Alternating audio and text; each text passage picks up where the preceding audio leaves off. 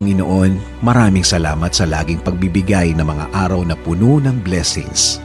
Salamat sa proteksyon mo na lagi kong kasama para sa akin at sa aking buong pamilya.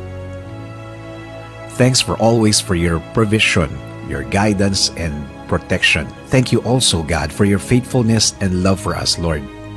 Panginoon, i-bless niyo po ang aking plano sa aking buhay at sa aking pamilya.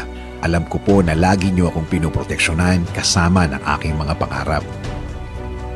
Panginoon, hindi po ako isang perpektong tao at alam ko po na hindi rin perpekto ang aking plano. Pero kayo na po ang bahalang mag-ayos ng mga mangyayari.